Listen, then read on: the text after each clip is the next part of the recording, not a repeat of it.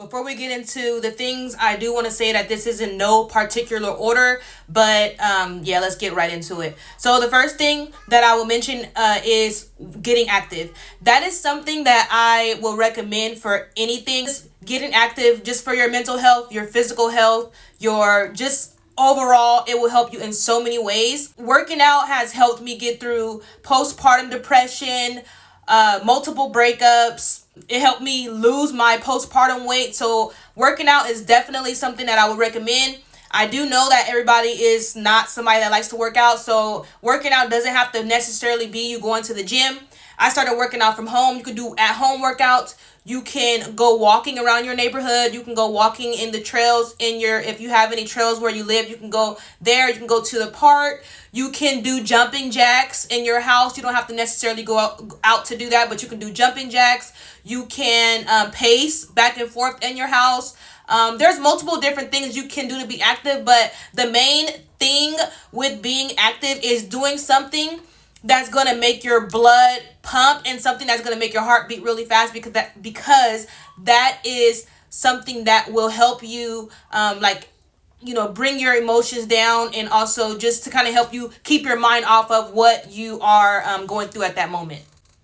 So instead of you crashing out, going on live, going on Facebook, subbing the person, or even just exposing the person, what you can do, pretty much like an alternative to that, is either writing it down in a journal. So everything that you would say to that person, or everything that you would say on live, or everything that you would say to expose them, write it in a journal. The reason why I like this is because no one's ever going to see it. So you can put whatever you want. You can say whatever you want. You can put whatever you want in there, because no one's ever going to see it. Another thing you can do too, instead of posting the video, you can record a video of yourself talking. That, I feel like that's kind of like a form of therapy. It's kind of like a video diary. You could either do a video, or you could even do a voice note. So if you have an iPhone, you can do it in your voice memos. You could do it in your voice memos, but you could record yourself talking. You could, talk about your feelings. You could talk as if you're talking to that person. Say whatever you want to say. If you want to cuss them out, if you want to say whatever you want to say about them, call them whatever you want to call them, because no one's going to listen to it but you, unless, they happen to get to your phone. But that's probably not going to happen. Or if it does, make sure you protect yourself to where no one's going to be able to get into it. But that helps a lot. Not only will it help you to, manage your emotions, but it also is good for your future growth. You can go back and listen to it and be like, oh wow, I was really in a crazy place, so I was really in a bad place back then, but look at me now. So it's kind of good to reflect on that. I definitely have done that before. I still do it, and every so often I will go back in my voice notes and listen to the stuff that I would say, just about the situation, or, about what I was going through. And it really helped me to realize how far I have come, from where I was before. So this one, honestly, everybody may not be able to do, but I will highly recommend, and this is something that you should have in your life, just in general, just because it's so important.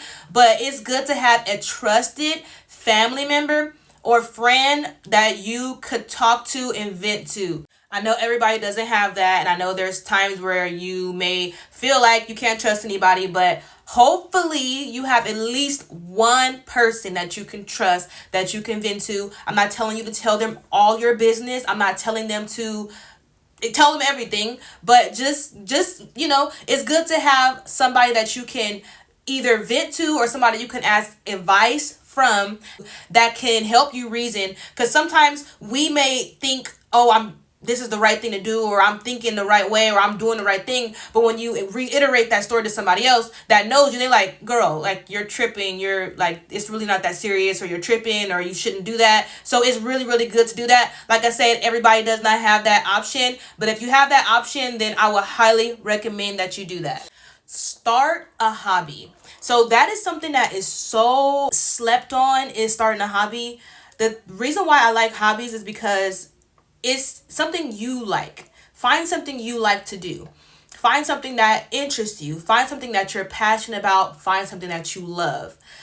when you have a hobby, what it does is it takes your mind off of whatever you're going through, but also it allows for you to, you're not focused on that person, you're not focused on that situation, you're not focused on that scenario, you're focused on doing whatever you're doing in that hobby. So really quick, I'm gonna make another video kind of going more in depth on this, but just real briefly, like an example of some hobbies could be coloring, art, gardening, doing plants, floor arranging flowers. Well, working out is a hobby, hiking is a hobby. Hobbies, getting a hobby, doing something you like. Writing is a hobby, reading is a hobby. So things like that are things that will help you to manage your emotions, and you also could find something you love, and it'll make you happier as well. So this video is getting really long. I might make a part 2 to this if you guys like this video. If this video was helpful for you, save it. Comment on if you want me to elaborate a little bit more on something that I talked about in this video. But I hope you guys like this video. Hope you guys have a good day.